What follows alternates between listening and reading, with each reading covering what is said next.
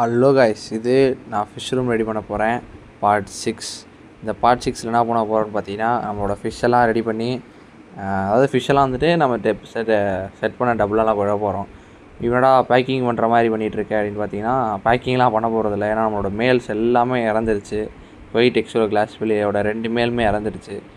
அப்படியே ஆப்போசிட்டாக நம்ம ஏஎஃப்ஆர் ஒயிட்டியரோட ஃபீமேல் இறந்துருச்சு.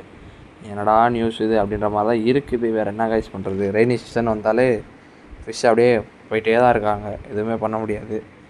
தடுக்கணுன்னா வேறு வழியே இல்லை. இன்டோர் செட்டப்பு இல்லாட்டி ஹீட்ரு அது மாதிரி தான் செட் பண்ணி தான் ஆகணும். ஹீட்ரு பார்த்திங்கன்னா அவுட்டோரில் வைக்கிறது ரொம்ப வேஸ்ட்டு தான் என்னைய பொறுத்தளவில். ஸோ இன்டோரில் வச்சு எதாவது பண்ணால் ஓகே. அதான் சொல்லிட்டு இன்டோரில் செட் பண்ணலாம் அப்படின்னு சொல்லிட்டு நம்மளோட ஃபிஷ் ரூம் ரெடி பண்ண போகிறேன் பாட்டில் வந்துட்டு அப்படியே ஆட் பண்ணியாச்சு.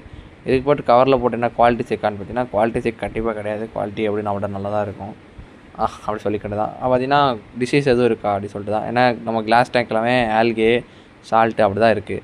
பார்த்தீங்கன்னா அதில் ஒன்றுக்கு பார்த்தீங்கன்னா ஒயிட் ஸ்பாட்டும் கிளாம்ப்டு டெயில்னு சொல்லிட்டு வந்துருச்சு லைட்டாக. ஸோ அதை தனியாக எடுத்து போட்டு 3 நாள் ஃபாஸ்டிங் போட்டால் அதுவே சரியாக போயிடும். அதே மாதிரி மற்ற ஃப்ரைக்கு பார்த்தீங்கன்னா அதெல்லாம் எதுவும் இல்லை. ஸோ வந்துட்டு அதை தனியாக இன்னொரு டபுள் விட்டுட்டு அடல்ட்டை மட்டும் நம்மளோட பிளாக் டபுள் விட்டாச்சு. ஏன்னா ரெண்டுமே எக்கோட தான் இருக்குது. ஒரு 2 to 3 வீக்ஸில் ரெடி ஆகிடும் அப்படியே சொல்லிவிட்டு மற்ற டேங்க்லேயே அப்படியே ஃபிஷ்ஷெல்லாம் அப்படியே கண்டினியூஸாக விட்டுறலாம். இப்போ பார்த்தீங்கன்னா ஏஎஃப்ஆரை மட்டும் அப்படியே டெம்பரேச்சர்லாம் அப்படியே அக்குமுலேட் பண்ணிவிட்டு அப்படியே சிம்பிளாக விட்டாச்சு. பிளான்ஸ் எதுவும் பார்த்திங்கன்னா குட்டி கண்டிப்பாக விடும். விட்டுச்சுன்னா அது அப்படியே பொழைச்சி வரதுக்காக அட்லீஸ்ட் ஒரு 30 குட்டி போட்டால் 10 பொழைக்கட்டும் அப்படின்னு சொல்லிட்டு.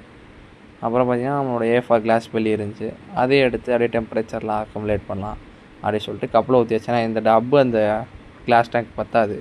நம்மள்ட்ட இருக்க கடைசி கிளாஸ் டேங்க் அதான். மற்ற டேங்க்லாம் உடஞ்சி போயிடுச்சு வேறு வழி இல்லாமல்.